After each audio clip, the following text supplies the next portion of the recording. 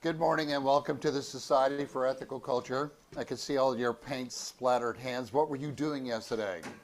It's really good to see that. I was very happy with the Society yesterday for a lot of reasons. I'm always happy about the Ethical Society, but so good to see you, and so welcome to those that are on Zoom as well.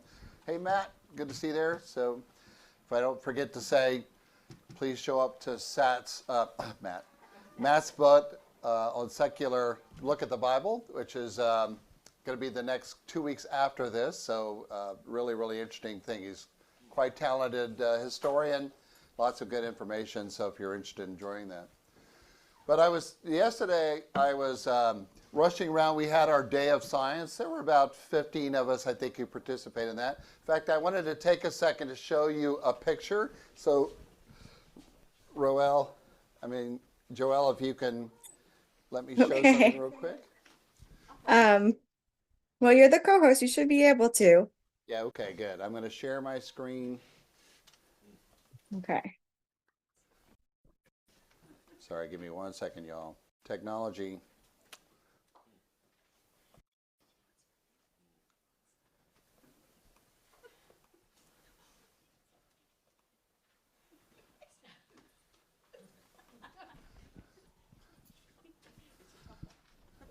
There's two of the teams out there. I did that because there's Zoe right here.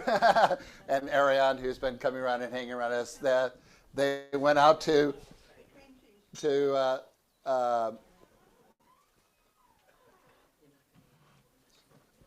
one more second here.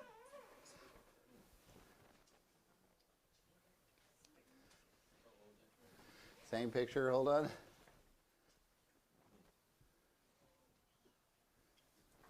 So that's an example of one of the teams that had gone out. So we broke into teams and we went out to sample water quality and to do this. And I have a map, and I'll show you some other time. But on the map, you could see as people were uploading data, we were testing the nitrate levels within, and I'll stop sharing so you can.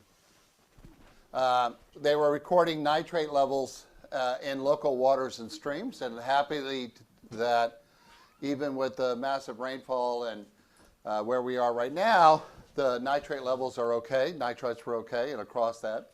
So that's a good thing to say. But it was nice. What was great about the day is there were several people in the room who were doing this Day of Science project. And then they were all getting to rush over to go to some of the hands-off protests.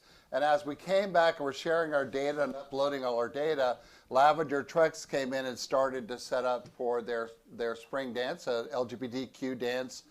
There were about 50 women once again in the building here last night. Went over really, really well. And so, that's my kind of vision of what it means to be an ethical culturist.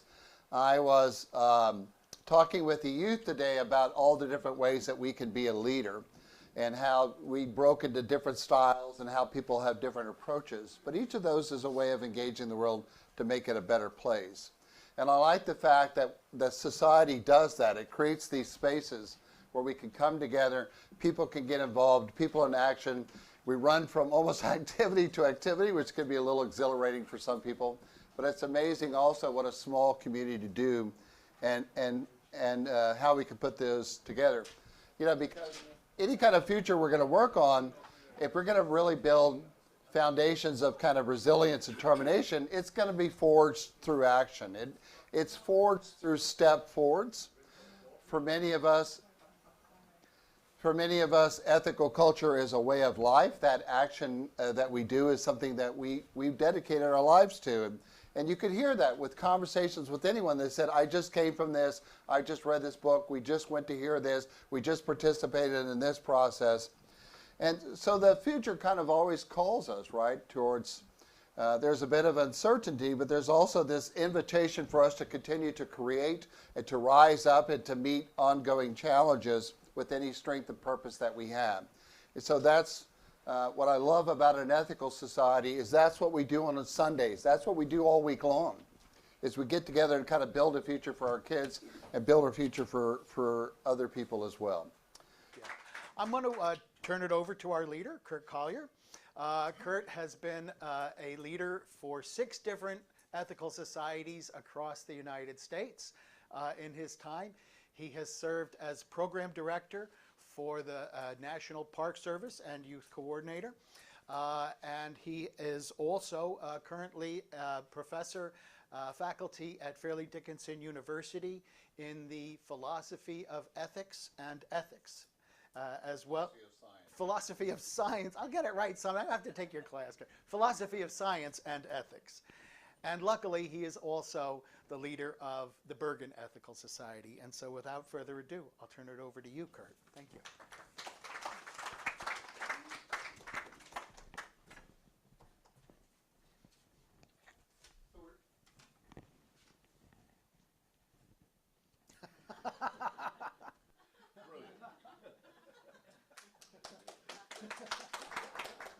There we go. Can you hear me now? You can hear me online? There we go. Good. Yeah. So we're here to kind of talk about Ezra Klein's and Derek Thompson's book, Abundance. I'm going to be kind of talking from this because it's kind of, say, near and dear to my heart in some ways and challenging in others. How many of you are fans of Ezra Klein or listen to the podcast or do that kind of stuff? So you're pretty familiar. Derek Thompson, staff writer for The Atlantic. Kind of stuff. They both have podcasts. They're very, very brilliant guys. I really appreciate Ezra Klein, especially seems to be very reflective younger man. Can have these wonderful conversations. And so they just wrote a book called Abundance. Has anyone heard of this book yet? Yeah. So you've heard people talking about it, either liking it or hating it one way or the other. And so I read the book and. I have to tell you, it's something I'm very interested in also, and a lot of it resonated, but I also know that there are a lot of challenges in there. I want to have a conversation with you for a second because for many of us, it's trying to figure out, like, what do we do? What do we need to do here? I'm kind of a systems guy more than an advocacy person. I think it's important to get out there to advocate. It's get out there to kind of change hearts and minds and raise awareness. But I also understand that what holds us back are often very deep systemic problems that have drugged our society down for multiple years, and they're complex problems that we need solutions for beyond advocacy. So that tends to be the work that I do. When I was the National Youth Program Director of the National Youth Program Director, not the Director of the National Park Service. But when I was the National Youth Program Director, that was a big job. Did it for 17 years. Still working with the National Park Service and the EPA and U.S. Fish and Wildlife and NASA. And part of what they wanted to do is like, how do we educate the next generation? What do we need to do? How can we create agents of change within communities, empower young adults and get them to understand? And at the time, I was pulled in two different directions. On one side were those who say, let's just do more advocacy. Let's get out there and have discussions and lead thought groups. And some of the societies do that very well. The New York Society has a pretty extensive advocacy training program for young adults. They run the Climate Watch program there in New York City. Really, really, really great. And then on the other side of that, though, are what are the other skills that we need to happen? Because I know for a lot of young adults, there are some very kind of simple yet complex problems. We know, for example, my experience is that we have a lot of young adults who come from under-resourced communities. You need to have at least a master's teacher teaching in your high school to have advanced placement classes, which means you have to be able to afford master's level classes for a lot of these places. And so many poor schools don't have AP classes, and if you don't have AP classes, you're not providing the tremendous amount of science and math and higher skills. And so by the time the youth get into college, they walk in the door often on public education, right, on funding. So they're on some kind of a Pell Grant along with their student loans. And then they take their first set of classes, and those classes are hard. They're hard. If you've ever taken organic chemistry or calculus at the college level, yes, well, you're smart. There's a difference. Yeah. So, but you know how hard those classes are, and what often happens is that for many of those youth, they come in, they take those first classes, they fail. I failed one of my math classes when I was in college. It was really hard for me. I came from a tiny town where, like, well, what's this thing called calculus? You know, it's just people didn't talk about that. We counted cows. That's what we did, and you subtract chickens, and you came out with, you know. And I went to a tiny school, and it was, so yeah, so it's very, very difficult. And for these youth, then they take these classes. It basically they destroy their GPAs, and now because they're on public education, they say, listen, if your GPA plummets further, you cannot get any more student loans, right? So what do you think the vast majority of these young adults did? They switched majors. And oftentimes, so they dropped out of the science fields. And so just saying to them, oh, we need to diversify the amount of education, and most of these youth are coming from urban environments. They're not exposed to things like these kinds of problems. So these are systemic problems, right? You can advocate and you say, yes, you need to go to science and you need to do these things, but there are practical realities that happen again and again and again, and things are quite complex. I just want to mention that about nitrate, right? So we did this testing. Why is this of interest to me? Nitrogen is in our atmosphere. You're breathing it right now, right? 78% of our atmosphere practically is nitrogen. You're breathing it in and out. The problem is the two atoms of nitrogen atoms that bond together is pretty non-reactive. It has a triple bond, they say in chemistry. It's difficult to break. The only reason, did I get it right? Thank you, sir. Yes. I check with my front row scientists here.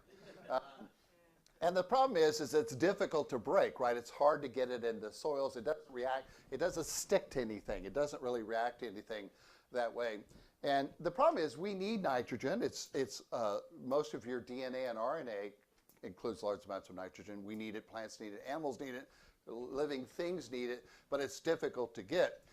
There's very few things that can break nitrogen molecules apart. In Texas, where it's very dry, where I live, we like rainstorms, but we like electrical storms more, because you can always tell when it's electrical storms have passed through the area, everything is bright green, because lightning is one of the few things that can break the nitrogen molecules apart and release it into the soil. And so it goes into the soil.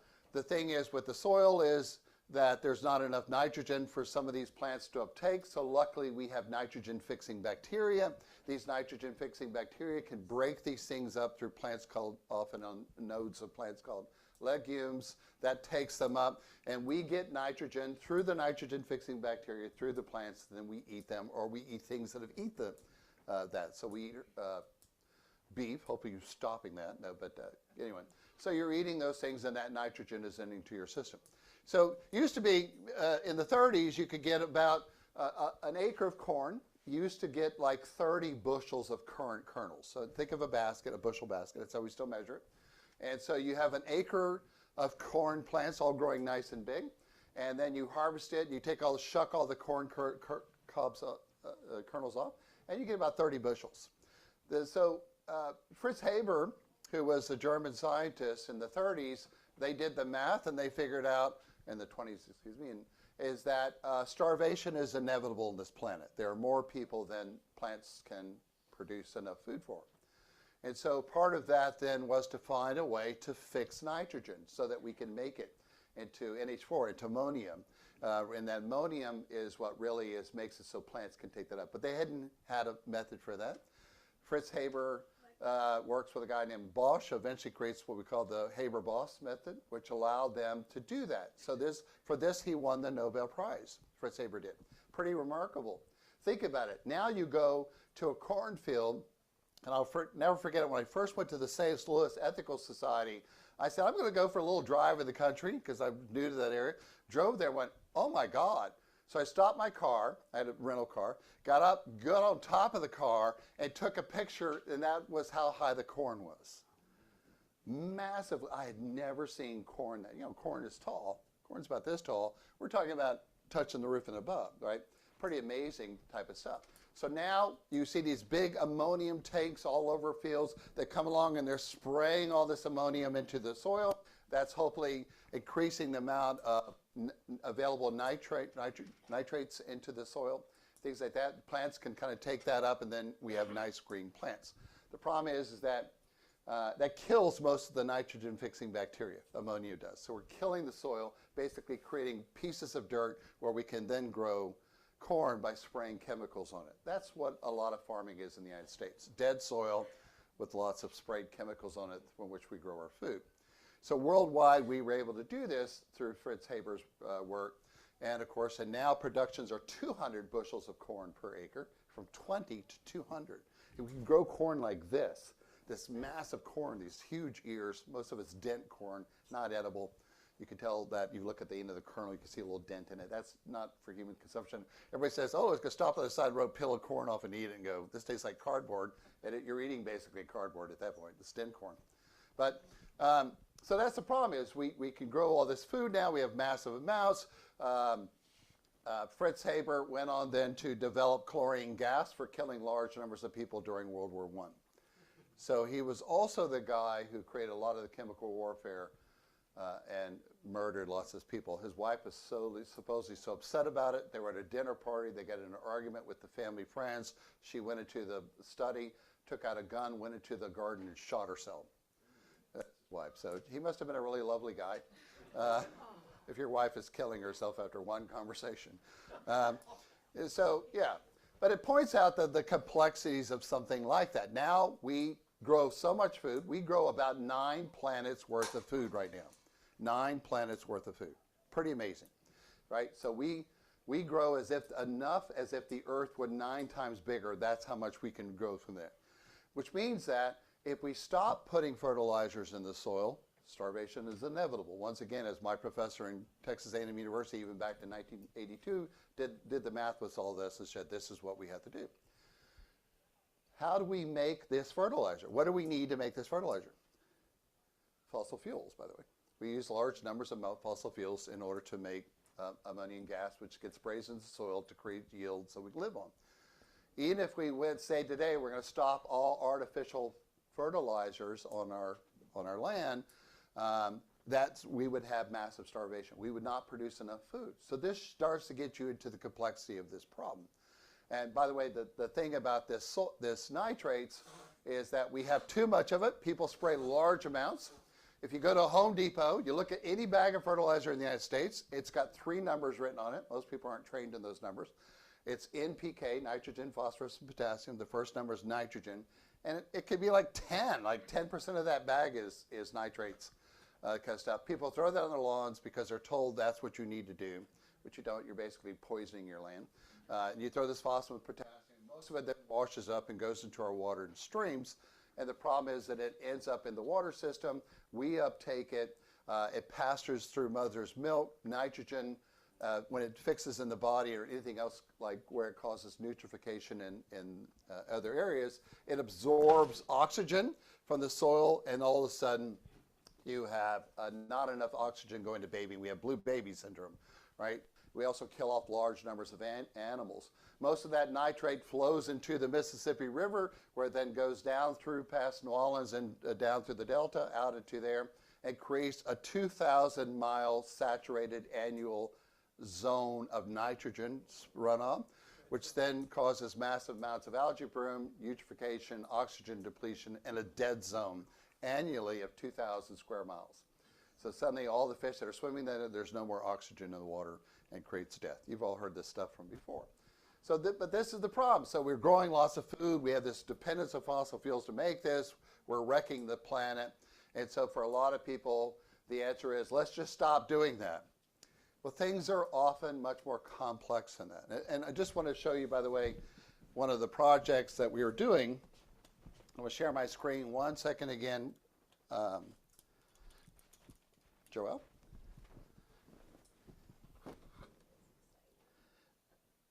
To do this, this is what we need. Share.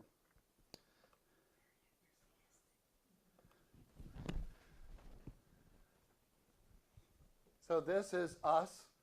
These are actually a website called the Clean Water Hub. This is us going out there. We're measuring nitrogen levels. So these are actually people who went and actually recorded the data, came back here and entered the computer. You can see we went all the way down the Hackensack River, then up over Peck, and a little bit into Teaneck Creek Conservancy stuff to kind of measure the amount of nitrogen in our soils. Now, how many people in New Jersey, how many science groups are out there measuring nitrates in the soil? One, the Ethical Culture Society of Bergen County. So we are the only people doing that, which is a bit of a concern. But I wanted us to get us started in some baseline. I'm happy to say that our nitrate levels in our local water system are fine. So at least right now.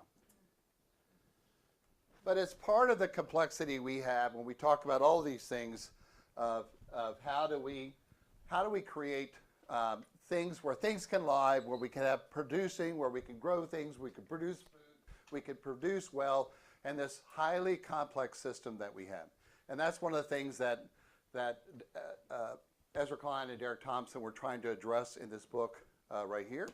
And has anyone read the book? So as soon as I heard about it, I went and read it, ordered it, got the book, read it. It's pretty good. And so basically, I'll go right to the synopsis of the book at the end.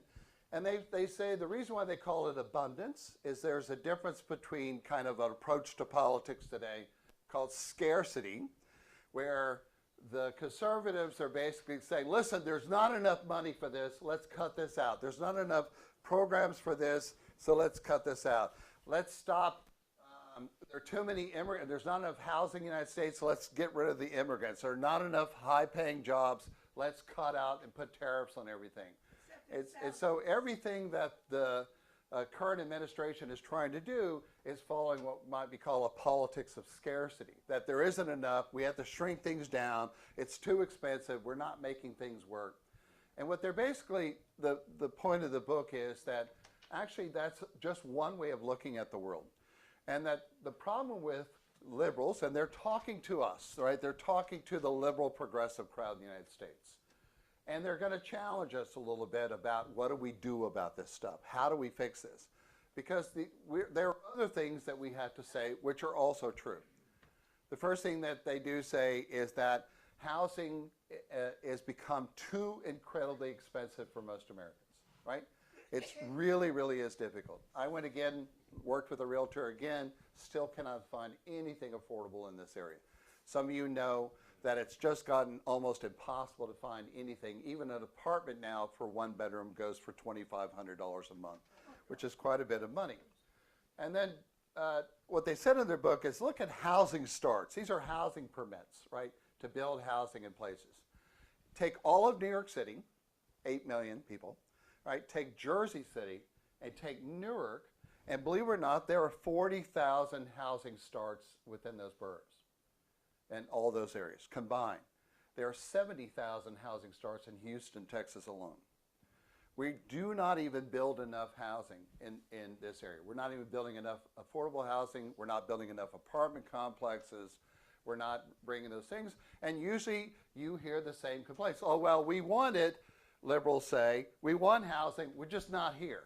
We want it somewhere else. And so we don't want it because we don't want it to change the character of our neighborhoods. And there's some other things that people want is they don't want their property values to decrease, right? Because now you're all living in houses that are probably worth several $100,000, if not $1 million more than you bought it. It's worse in California, right? Where the houses look like this, and I go out there to work, same kind of beautiful homes, but they're worth $4.5 million, right? Because they can afford to do that. So people want to keep their property values. They want to keep their character of their neighborhood. So all across New Jersey, people say, well, we want housing. We just don't want it here. And this becomes a big challenge for all of us. And the only places they can build housing is like over here in Hackensack on formerly polluted pieces of lands that are in flood zones, right? Absolutely ridiculous place to build housing, and yet they're putting these things which are going to go underwater here within a few years and just lead to more kinds of urban decay. They put it there because they couldn't put it anywhere else. And the struggles that we have in defining affordable housing. High-speed rail. Their big California project was to hope to build 500 miles, of course. You know, there was a guy named Tusk who even, what was his name, Tusky or Rusky or something like that. I forgot his name. It was years ago. But this guy named Musk and others were trying to build this high-speed rail. And the problem with us in this country is it's extremely expensive to build rail projects, right? You would want, liberals want more mass transit. We want more trail, just not here, just not in our backyard. It cost us, and they say this number in the book, it cost us $609 million for every half mile of rail trail built in the United States. You're going a half a mile, and that costs $609 million. By the way, which is double, more than double than what it cost in our next closest competitor, which is Germany. In the meantime, California has built 23,000 miles of high-speed rail in the same period of time that we've done this. And the great big project in California, of course, collapsed. We all know that healthcare costs has gotten off the thing, but most people still can't even afford to do that unless they have Medicaid or Medicare. They want to cut this thing down because we have a very, very expensive healthcare system that makes it difficult. And we won healthcare now, but then sometimes we try to push things forward, even through liberal agendas, and we hit all these roadblocks like, oh, well, we don't want too many doctors. We have a crisis of a shortage of doctors in the United States. Because back in the 80s, they said, you know what, there are going to be too many doctors and they're not going to make enough money, and therefore we're going to limit the number of doctors in the United States. And, so we have the affordable. So now we have fewer doctors than most developed countries around the world and pay the most money for that. Think about debt for young adults. 20% of U.S. residents, they mentioned in the book, between the ages of 18 and 24. So that's 1 in 5 young people in the United States.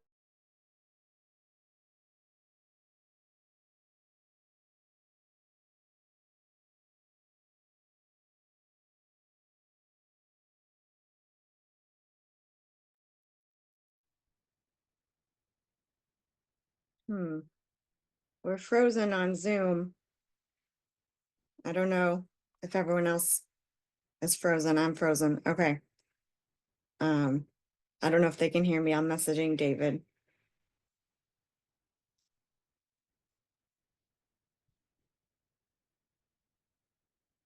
Right.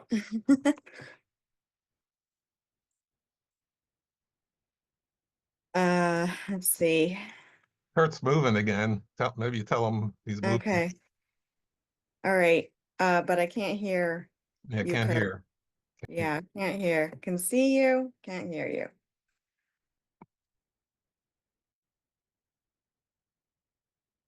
Okay. I don't know what that means. I'm sorry. We still can't hear you guys. Well, hear you, Right. Curt. We can hear each other. Hello? Can you hear parrot us? it, Ed. Yes. This Oh, is not now we a can. problem Great. with conservatives. This, Very nice. We can hear. good. Okay. So one of the things Thanks. they go through in the book is to figure out, can you hear me online? All right. Is kind of what this happened. They give several good examples of how conservatives do things, and conservatives, progressives and liberals, of course, have done much for protecting our health. They've been done much for protecting the environment. This kind of stuff. A good example is, you remember a guy named Ralph Nader. Anybody remember him? He has a program that was on. Yep. On Saturday afternoon at 5 o'clock. There we go. So Nader had his large Ralph numbers. Nader Hour. Thank you very much. Had his large numbers of his, remember the Nader Raiders who would go out there and they would find, so literally looking for anything in which they could challenge that. Now, that was really good. I'll just tell you some of the things that progressives were able to do according to them, which is the environmentalist movement succeeded brilliantly. Between 1970 and 2020, the combined emissions of the 6 most common pollutants, which included lead, carbon monoxide, and sulfur dioxide, dropped by roughly 80%, right? Those are what you want to see for me as environmentalists. New cars, SUVs, and trucks that run on gas today are more than 99% cleaner than in the 1970s, if you remember that. The benefits of the Clean Air Act, which was amended in 1977 and 1990, prevented between 400,000 and several million premature deaths in the last 50 years. The reduction in lead, furthermore, saved tens of thousands from senseless poisoning. It saved millions of IQ points. So they go on and on. So they talk about all the benefits. They got that, how that worked. Not just Ralph Nader and his others, but we created so many layers of protection and environmental protection and things like that to make sure we weren't polluting our plants. But they said now it's getting to where we're doing this so much that everything seems to be saddled with the process. And this is one of the key points in their book, is there's a difference between focusing too much on process and not enough on outcomes. And they say that that's one of the problems that we as a progressive group, which I'm happy to hear your comments on, but is that we have too much regulation, we have too much process, and this is causing us not to achieve the things that we want for as progressive: housing, affordable transportation, alternative energies, all this kind of stuff. And when they look at this, they say it's really the progressives and the liberals as much as it is the conservatives who are trying to stop this. One way they say is that lawyers represent 1% of the U.S. population, but 1/3 of the people in the House are lawyers, 1/2 of the Senate are lawyers, and 1/2 of the last 10 presidents were lawyers. So Jim, geez, man. So, and they give some very good examples of that kind of stuff, like in the green economy, which is what we all want, which is what has to happen. One of the achievements that Americans did one way or the other as a huge environmental struggle was the interstate highway system. Most of you can remember a time when you used to have to travel and you stopped at every single little town around the way, which wasn't that efficient. We finally pushed through this massive pieces of legislation, despite all this stuff, changed some of the environmental rules in certain areas, and built 49,000 miles of highway in the United States. Pretty impressive, 49,000 miles about that. But the challenges we have now is that anytime you build a highway or road today, it gets more and more and more difficult. It takes longer to do that. I mean, I've lived here in the area for 20-something years, and they're still working on some of the same roads as when I arrived and things like that. Now, they point out that other countries have the same thing. They've got unions. They've got environmental protections. They've got the stuff. The question is that why in America if we have the same things that we have, that we can get nothing done? And the thing that scares them most is that we built 49,000 miles of transportation in the United States. In order to build the green infrastructure, which is to bring wind power and solar power and those kinds of stuff into our communities, if we're going to do those things, we need 500,000 miles of right-of-ways, which is almost nearly impossible given all the regulations and rules that we currently have. Which means that because we want these things in the environmental protections, we may not be able to build them because of the ways that we go about our laws. And those things, those protections, are things that we asked for and that what we needed. I was reading this other book, highly recommend, called Thinking in Systems, Deb Chakra's book, Chakra's book. She's a professor of engineering at Olin College. And she talked about the importance of infrastructure in building futures, right? We need large amounts of energy. We were built on massive amounts of energy, which allowed us to accomplish so much stuff and build wealth in this country. And the challenge is now is that because of our regulations and the rules and the way we do them, and she's not arguing for fossil fuels, but now New Jersey needs this much energy, right?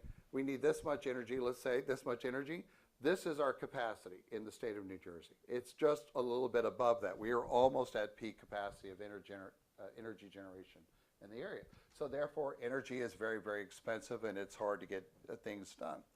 So in your typical government policy today, you have to do, let's say I want to do something in my community, and here's the things we wanted. We want environmental assessments, obviously. We want community impact studies, so we don't build roads through communities the way that, what's his face did?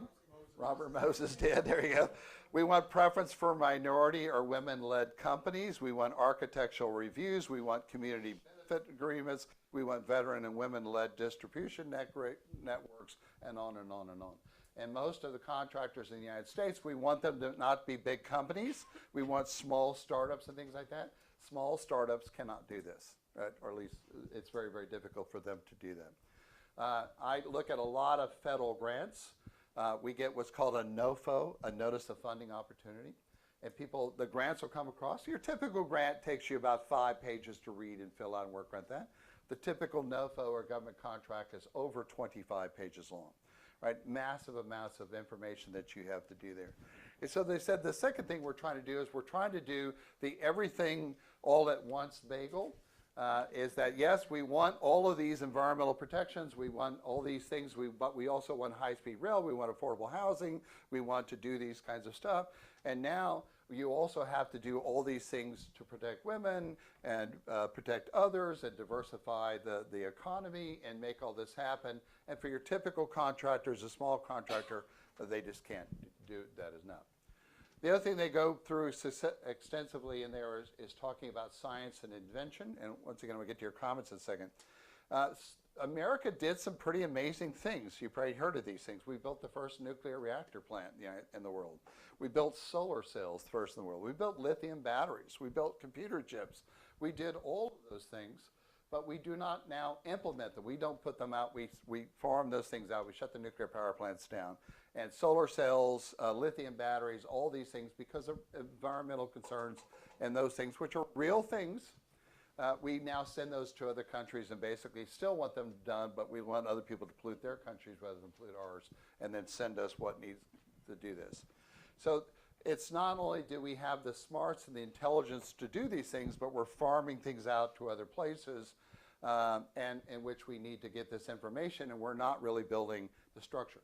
Now, their argument is, in the book, is that when you do things, you learn things, right? And you know this, if you've ever fixed some simple little thing in your house, the more you do it on hands, rather than going to Home Depot and buying it and then having it installed by other people, the more you do that, the more you learn.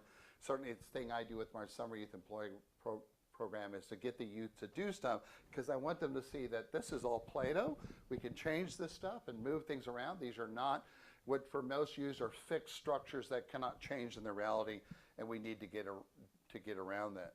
But if we're not doing those things, right, if we're not making those things, if we're not even finding a way to produce them, and we could do that like other nations do and still make money, if we aren't doing those, they argue what's going to be a problem. And they also say, of course, we have this really, really strange distrust of immigrants. Progressives like them, progressives want them in, and progressives want to do this. Because when science first got started, all you needed was to find a few low-hanging fruits and do that. Then it got to where, like Edison figured out in a place called New Jersey, that really what you need is a lab. He set up a lab of bright people who were allowed to tinker. And now science has gotten so complex. That's why we leaped so far ahead and why it's so difficult to move faster. Science is getting bigger and bigger and more complex just to solve increasingly complex problems. But we need big networks of science. And of course, now we have a president who's going there cutting funding and cutting those kind of stuff. And we need immigrants. We need people who are the best of the brightest in their fields to come in and do these things. There was a thing a few years back called the Golden Fleece Award. It was created to each year award the science project they thought was most stupid that was bilking the government. And a lot of people laughed at those things. But these things, these little kind of experiments actually are quite good for us to do, right? One that was heavily chided and was given a Golden Fleece Award is Gila monster spit. Now, Gila monsters are a lizard we have in Texas. That's their name, Gila monster. Gila monster is a little thing like that in Texas. They do spit and at you and all this kind of stuff. And they said, look at that. They're stupid. They're looking at this. Well, the thing is that Gila monsters in their saliva produce something which can actually starve off stop themselves from getting hungry. That hungry then allows them to live in a desert for long periods of time without food. And then the guy who took that eventually said, this is interesting. And now we have Ozempic, right? This came literally from Gila monster spit. So we need these kinds of educations, but these are also being with people who came into the country studying all kinds of what seemed like ridiculous things. You know, immigrants in the United States, people who've immigrated legally in this country, are 14% of the U.S. population, but they're 23% of all patents. Well, 23% of all new patents are that. They're 38% of all of our Nobel Prize winners are immigrants in this country. And half of all the billion-dollar startups in the last 23, one half are from immigrants who moved into this country.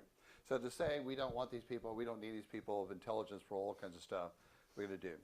So their point is that we need to figure out ways to make it work. We need futures for our kids. They need money, they need economy, we need energy, and that maybe what's stamping in the way is not the conservatives as much as it up. We need to find a way to do this. You know, he put in the book that Elon Musk is busy slashing government rather than just simply reimagining it. We're all for efficiency. There's really nothing wrong with doing that. The government can be cumbersome. I worked with the government for many years and know that. But I also know that it's also some of the best and the brightest people, and that often they're saddled with this large amounts of legislation that we had to unpack before we can do anything. Before I move forward in anything, I have to make sure I have all these 20 things, and then that goes to a community of 10 people who are checking all these things, and then that gets reviewed by 3 other people, and then it goes up from there, right? Because you have your program officers, your staff, all these different people who are going on there. So how do we do this well then? How can we return to efficient, large amounts of energy production? How do we make sure we have affordable housing? How do we make sure that we're building high-speed rail? How do we make sure we're building the infrastructure, the green infrastructure, while still maintaining our beliefs of protecting our environment and stuff like that? So I want to just hear your comments on that and things that you may have read or thought about and how we can do these things well. Now, before we get there, what I don't want to hear is just, and which is often, I work in all these environmental groups, I go there, and we want to shut down that plant. That's what I hear. And I go, I gotcha. We do, yeah, because if it's a fossil fuel. But the thing is, they're trying to build this plant because we don't have enough energy in New Jersey. So how do we balance these things and make them part and make them affordable? So can you pass the microphone? We'll start with Allie over here. Good. I have like 2 thoughts. Is that too long? I can just do the one main one if. If your first one's an hour long, it's too long. Okay. Well, okay.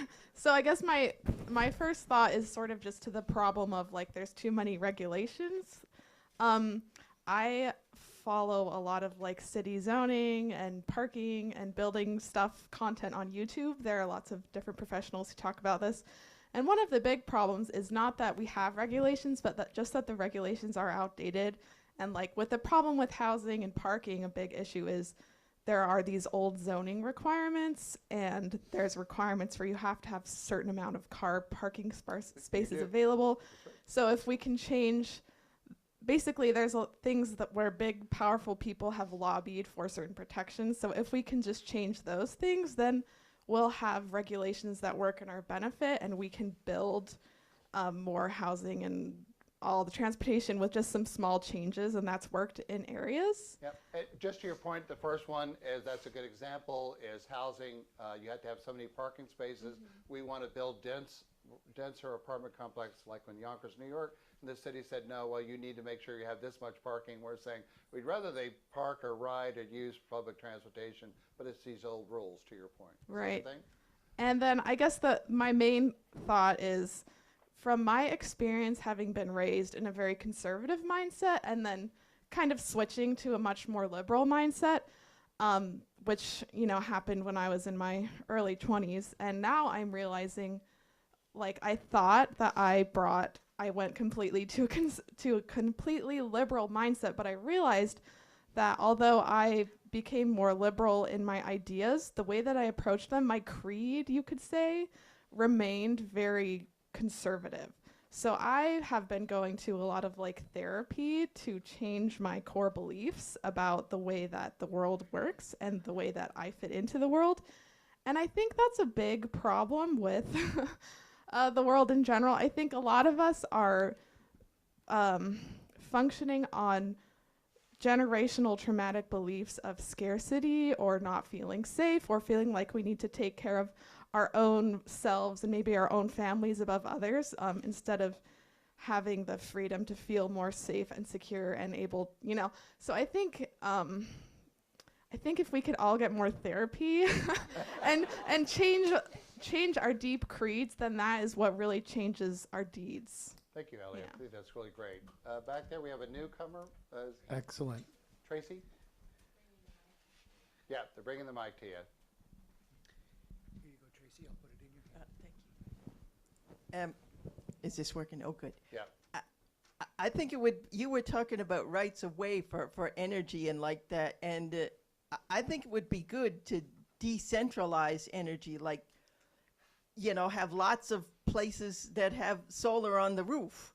I don't understand why there can't be solar or wind on roofs of giant buildings in New York instead of like having giant lines coming into New York from someplace else. Decentralize things.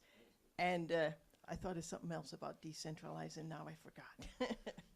And to your point, we are not. Agriculture. Agriculture. Okay. You could. It would be better to figure out ways to grow food locally, so that if there's like a big fat tariff on things, you could grow it here. Or if there's a disaster in California or Iowa or whatever, you could grow it here. We are the Garden State. So I think that decentralizing things and like breaking things up into smaller units, we could do more. Yeah, and to your first point, we are not allowed to put wind turbines and solar panels on top of big buildings, which is ridiculous, right? Because you would think, to your point, we could decentralize the power grid, but there are rules about where we put those things, and having it closer, like to what are called microgrids in several different places for energy, which actually makes us more energy safe in case someone's trying to attack New York City. They bomb one transfer station, we lose all our energy and things like that. So your point is well taken, but we have rules against that. So how do we kind of balance those things as well? All right. Thank you. I see we have several hands up on Zoom. So we'll go ahead, start with Rich, if you'll unmute. I've already talked a lot. Let the other two go first, maybe. I have a general comment and question later. All right, good. Thank you. We'll go over to Joelle. All right. So I just wanted to say to the end of, I do work in the environmental regulatory environment, and which is, maybe there's a better way to say that. That was redundant. But there is definitely some interesting things in New Jersey about just the tension between developers and environmental regulations.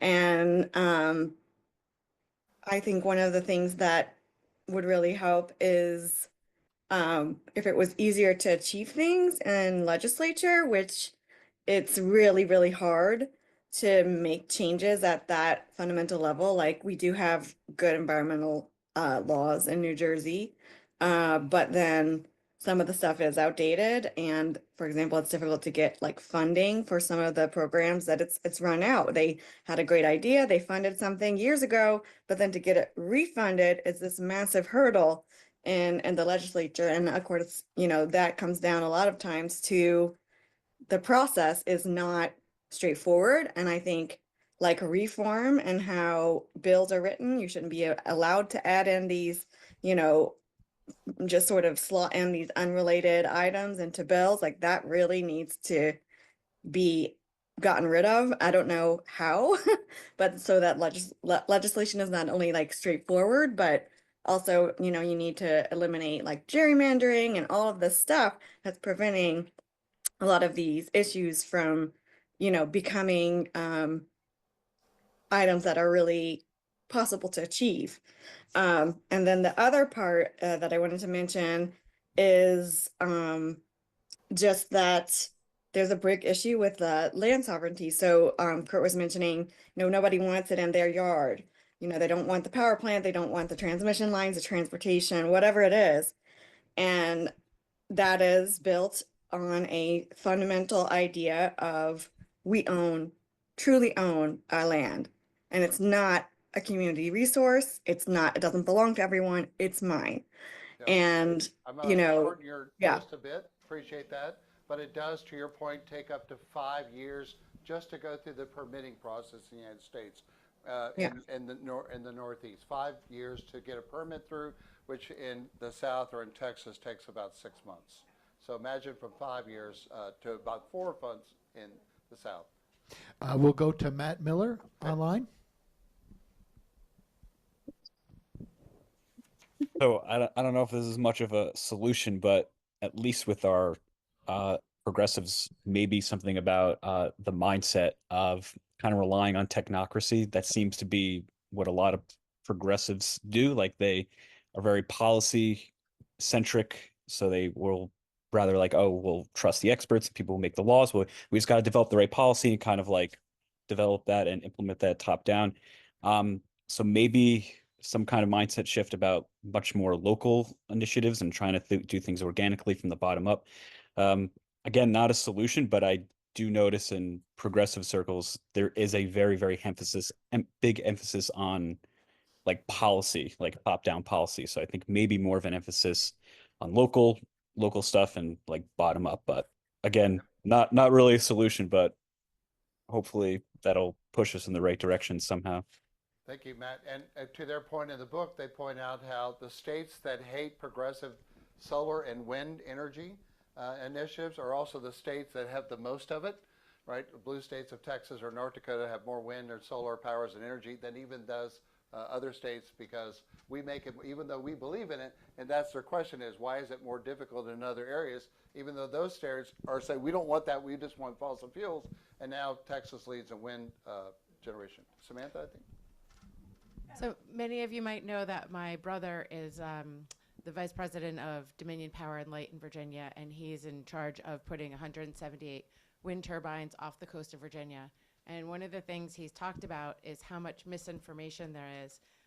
For example, he walked into a little convenience store in Atlantic City on his way to a conference, and a young guy had a T-shirt that said, you know, no wind turbines like on. And he said, you know, well, what do you not like about wind turbines? And he said, well, they kill whales. He said, well, what if I told you they don't kill whales? Well, then they kill birds. And he said, and what if I tell you they don't kill birds?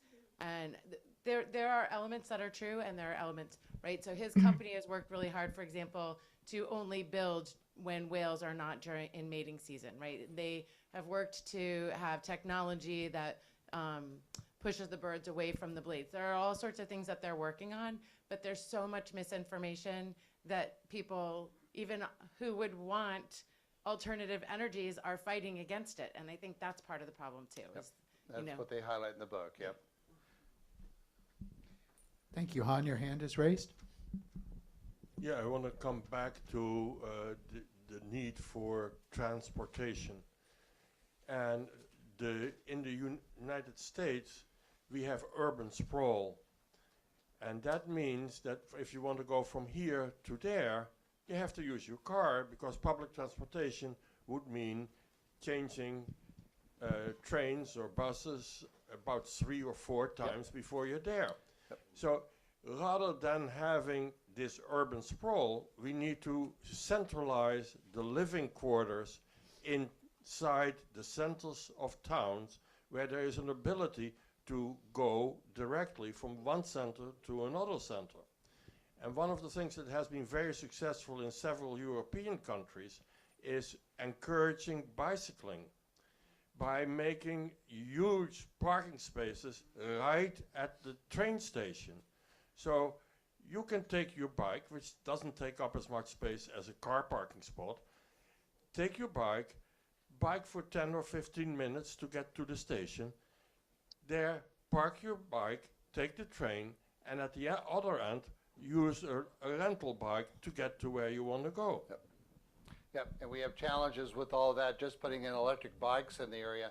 My favorite story about Amsterdam or Denmark, I was there, and there was just a massive pile of bikes in front of the subway station. And I said to someone, how do you find your bike? And they go, just take a bike. It's like, take one, they're all.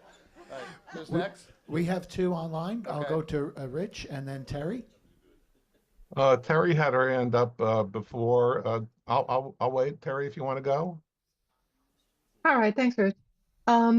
Yeah, I think some folks might be getting the wrong message that we should do this or we should do that, and that sounds like progressive speak for let's top down find a solution that sounds good, that we think we like, that maybe it has worked elsewhere, and force us to do that. But I think the point of the book is that now we got to relax things. We just got to let entrepreneurs do what they do, find customers, find clients, and just reduce the amount of top down. So all these ideas are great, but they've got to make it in the marketplace. Otherwise, well, you know, as Curt pointed out, so the red state, we were recently in Florida, the highways are terrific. I don't know how they do it, but you roll along, you don't have a Route 417 junction that you just know you're going to sit at for 20 minutes. And the lower cost of housing, the cheaper energy from solar, they just allow folks to do what they're going to do, and that makes them successful. And the downside to letting to us not doing that is there is real competition. So between the blue states and the red states, we're losing population to the red states, and then they get more representation in Congress. We're losing right now. We won World War II because we were the manufacturing behemoth in the world. We could out-manufacture anybody. And that's why we came in and we just kept rolling out those battleships. That World War II was won. But right now, we're no longer the big guy in the room. China is by far. And I think it's being underplayed in mainstream media how belligerent China is right now. So we have to recognize that we're in a competitive world, and we can't just do things that sound nice. We have to get serious about doing the right thing, Sure. doing the successful thing. And Thank you. Trump's tariffs, economists say, is absolutely ridiculously dumb way to do that. But it's also true that 63% of Americans are in the service sector. 63% of American labor forces are in the service sector, from hairstyling, insurance, money market. And so that's to the point they're trying to get to in the book.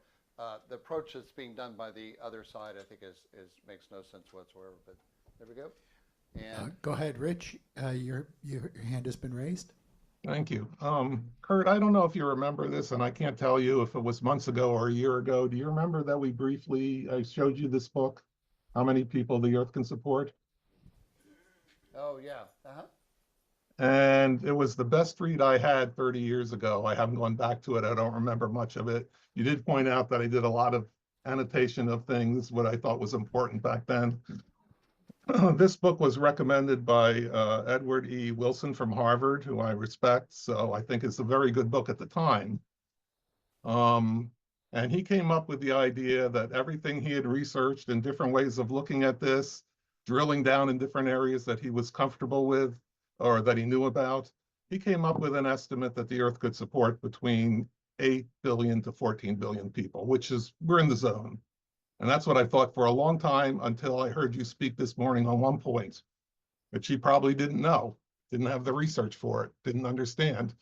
What you talked about at the beginning of your talk was about how we actually now make food artificially, in a way, to support 9 Earths. Now, I've come to know you, and I'm pretty sure that your numbers and your ideas are right. Maybe not, no one could be 100% right, but I put that idea and how you argue it up in the 80s and 90s. That's probably a very true statement. Why do we not talk about that? Part of the problem is that the human race right now is very disorganized, but can get information very quickly from all over the place. We have tons of religions. None of them satisfy me. Ethical culture comes the closest. Call it a religion, call it a philosophy. You have extremists of all kinds in religions, in making money, being too greedy, in whatever. There's tons of different ways and we need to have more understanding and more of an organization. People should be afraid, in my opinion, and maybe it's not too good to push it. Some people say, oh, you'll cause riots or disintegration of society. But if we are artificially feeding 9 times more people than we could naturally, people should know this. Maybe it would make a difference. that's the question. Would it make a difference or not? Thank you, Rich. We're almost out of time. No, we've still got a lot of hands up, so I don't know how to do this. Well, Mark has got his hand up. Okay, keep it brief, please. So I noticed that there's this dichotomy that people were speaking about between the top-down approach and the more grassroots approach, but I don't really think you could separate them because everything, like the woman spoke earlier about decentralizing the grid, and I've been thinking about that for a long time. Why don't they have laws that allow or encourage or subsidize the installation of like solar panels over the parking lots of malls and all these places? But you can't do that as a grassroots thing unless you have the top down. If you have the policy, you have to have the legal structure on the policy initiatives to allow these things to take place. Otherwise, there are a lot of people who would love to do these things, but they're constricted. So there's really a false dichotomy between those two. That's what the book's about. Yep, thanks. Thank you. Yeah, I'm going to take an opportunity here with my hand raised just to say that it's not necessarily top down or bottom up, but middle out.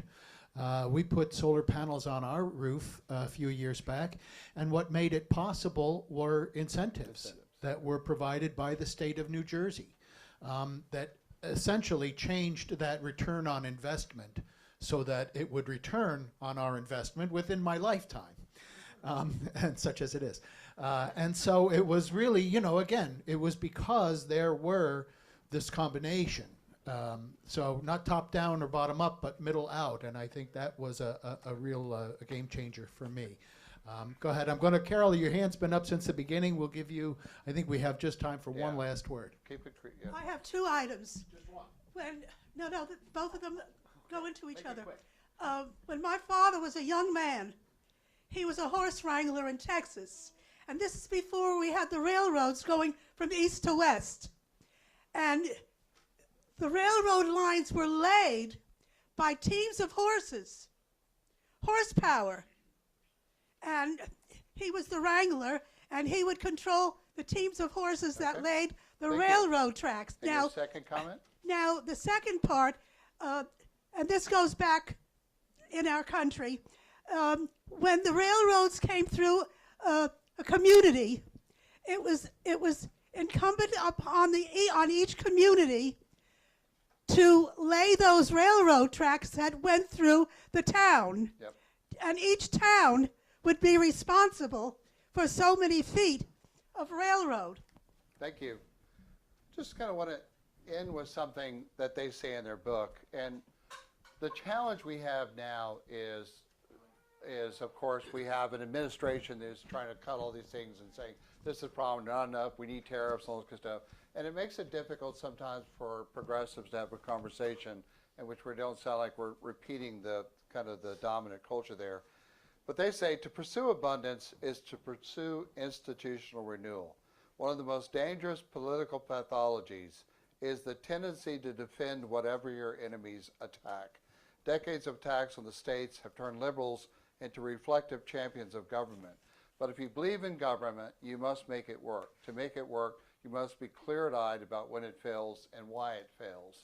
And so we're still trying to find that balance towards building what is, for many of us, is the progressive agenda, but also making it a place that affirms the worth and dignity of all the people in this country and also doesn't destroy our planet.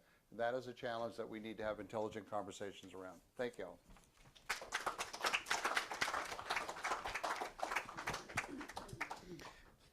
Thank you so much, Curt, and for all who contributed comments and resonations on this topic. I really appreciate the nuanced approach, and I think that that's my takeaway from today. I'll take a moment to, first of all, I'm going to have a moment for announcements and for our collection. So we will have, our usher will pass the basket to help support the work of the society and appreciate everyone who's making a contribution. Those of you who are online, it is possible to make a contribution to our collection basket at ethicalfocus.org/donate. So please take a moment to do that. I'm going to invite people to come up and make announcements if there are any announcements and if we have any online. Do we have any announcements? Elliot, you have an announcement? You want to come up and make the announcement?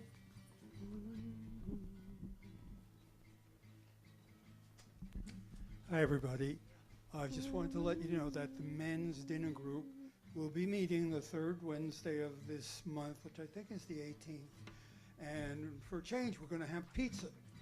And we're going to Brooklyn Pizza, which is in Hackensack on Hackensack Avenue at 7 p.m. Thanks. Thank you. Thank you. I have an announcement to make, and that is we're having a rummage sale. And by the way, ethical culture people, we have the best rummage. I'm just going to let you know, right? I've been to a lot of different places.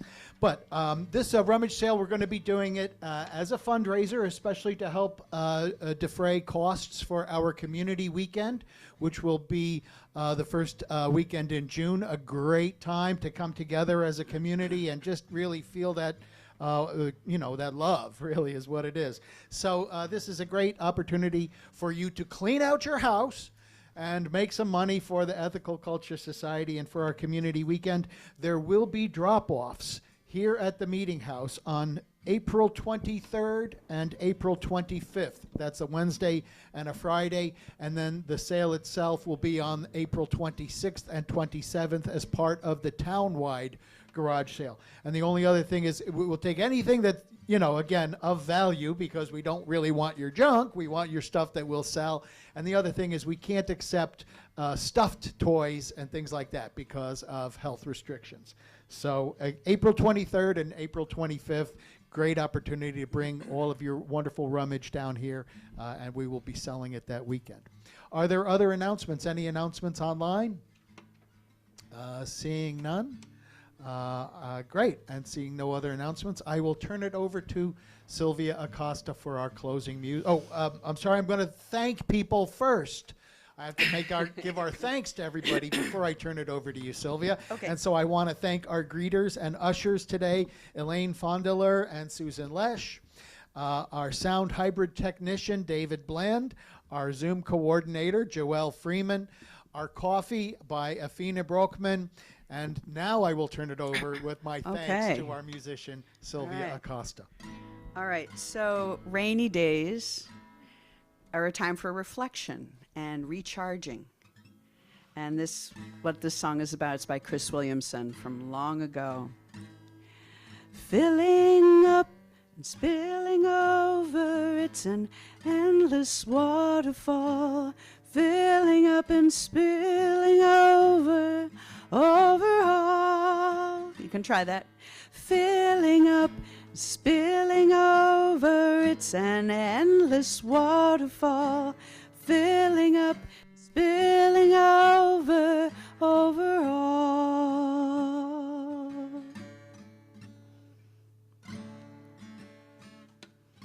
Sometimes it takes a rainy day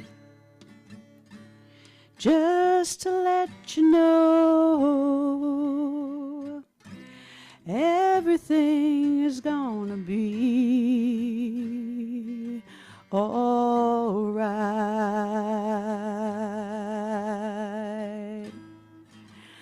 All right.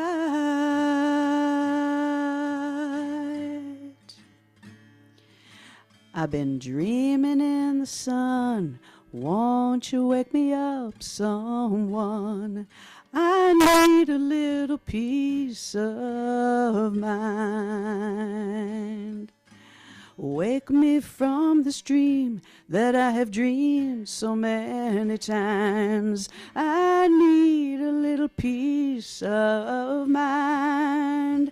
Oh, I need a little peace of mind. When you open up your life to the living, all things come spilling in on you. And you're flowing like a river, the changer and the changed. You got to spill some over, spill some over, spill some over all. Filling up and spilling over, it's an endless waterfall.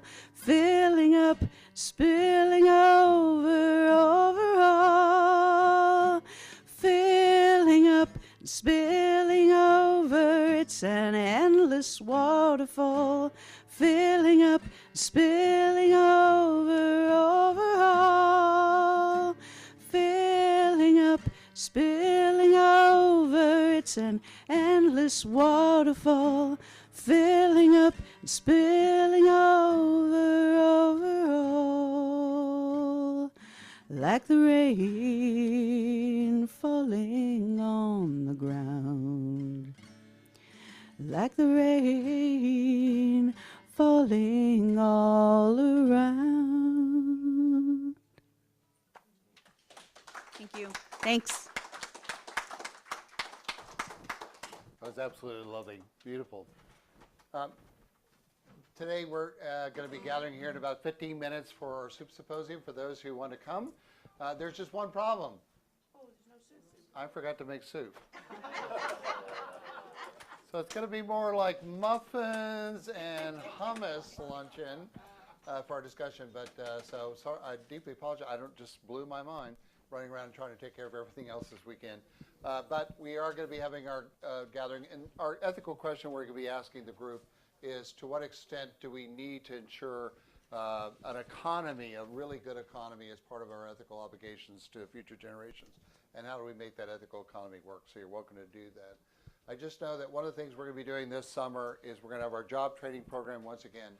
It looks like we're not sure 100%, but won the $15,000 grant to provide job training for our youth, and then I'll manage teams again this summer. Because to me, it's also just giving the skills to the youth to make sure that they can do that. And this year, we're going to hope to have an entire team composed just of our ethical culture young adults. So I've already reached out to the parents and the kids. They all said, sure, I'll work for you this summer. So yay. Yeah, so great to hear. And that's the thing for me, is to understand that our youth know, or not even how to use their cognitive mind in very, very deep problems, but their cognitive mind also find practical solutions. And part of that sometimes is just putting a tool in their hand. Thank you for coming out today, and have a great day, y'all. Thank you.